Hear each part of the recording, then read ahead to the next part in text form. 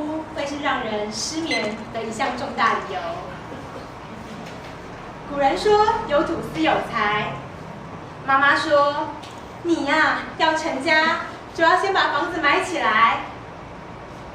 我搞不懂为什么买房子仿佛成为一项全民运动。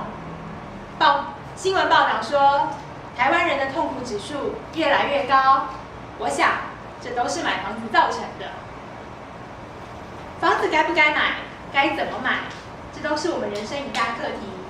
我看着我身边很多好朋友为了房事而烦恼，想结婚不敢结的告诉我，因为我买不起房子啊。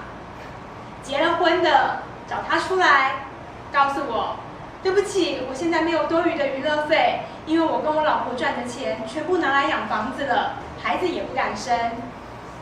我想了很久，我不懂买房子重要到底在哪里。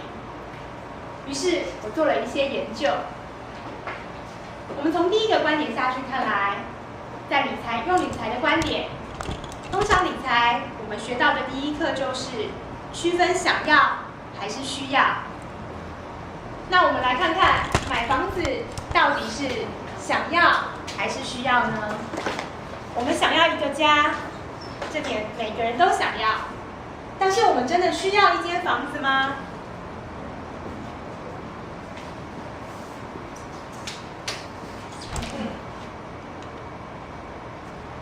我们现在来看看小乖跟小纪两个人，一个人两对夫妻的月薪都是8万，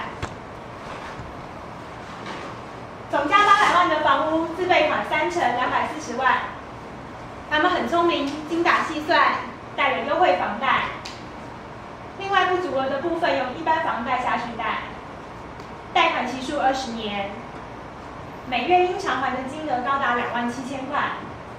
总共要偿还的金额是653万，再加上原本的自备款，原本总价800万的房子，在20年之后，先不管通膨，它就已经花了你890万。这20年来利息93000块。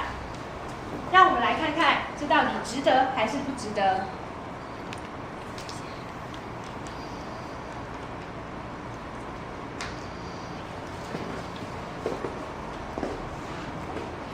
小纪的夫妻月薪也8万，他们选择了租房子，房租1个月1万5，夫妻2个人在台北市1万5的租金，其实可以租到不错的公寓。同样，他们把原本应该缴房贷的2万7的1万2拿来做投资，12个月下来，他们每年投资的金额是14万。现在让我们来看看每个月1万2的投资为他们带来了什么？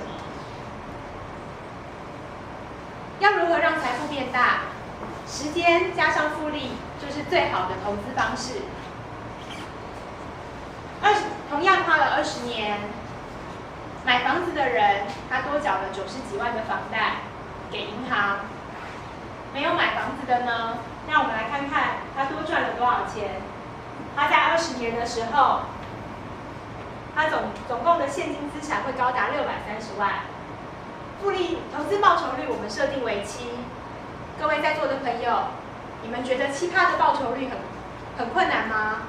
困难，困难，很困难。那让我来告诉大家，有一家卖电视的叫瑞轩，有没有听过 ？Vizio 瑞轩。今天我看了它的股价24块，它今年的配息是2500块，现金换算殖利率是10%，24000块的股票，一年的股利是2500块。让我们来看看大家都知道的中钢，还有台塑集团的股票，大家可以换算一下。其实要达到7%的投资报酬率，并不是大家想的这么困难。我们在投资上面遇到的状况，通常都会觉得说，我觉得好难哦，为什么我觉得钱放下去，它长大的速度没有我想象的快？我们可以从这张表看得到，第一年它放了14万，第2年它一样放了14万。他要累积到100万的财富，他需要5年。他累知道第二个100万的时间是第10年，但是你看他接下来到第300万的时候，他只要4年；到第400万的时候，从4年到7年只要3年。所以时间加复利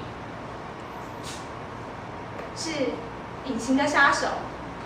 同样的，把这笔钱放在一个投报率7%的地方，跟拿去缴房贷，他们两个人的人生就会有很大的不同。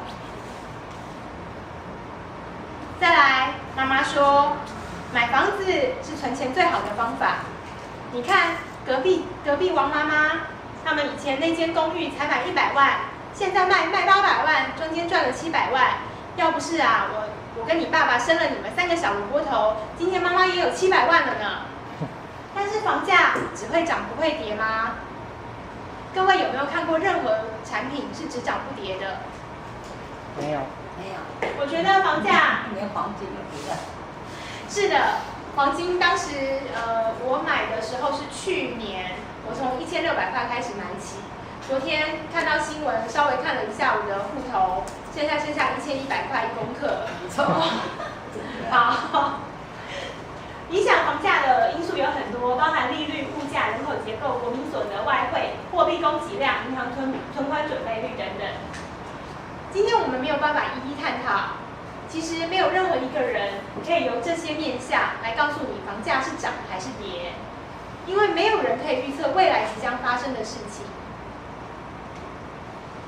我们来看看我们相邻的国家日本，它的房价曾经一度也是往上扬，但是它到1997年的时候，也回到了一个平缓的趋势。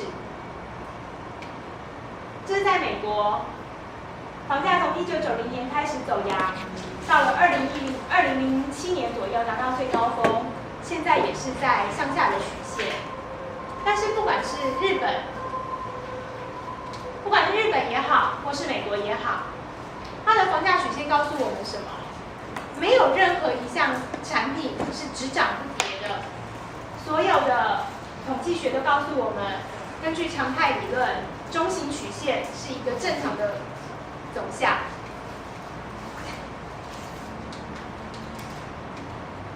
那现在在台湾呢？这是台湾的房价曲线，大概从90年开始，房价涨起来之后，到了2009年达到最高峰。后面还没发生的事情，我们不知道，它是往上还是往下，也没有人会知道。那房子到底买还是不买好？巴菲特说，投资你必须知道你自己投资的东西是什么，你要先了解，你才能够大胆的买进。我没有办法告诉大家买房子好或是不买房子好，但是可以建议大家衡量目前的能力，设定理财的目标，还有考量自己现在的需求，你希望未来有什么样的人生，来决定你现在做什么样的动作。董主持人。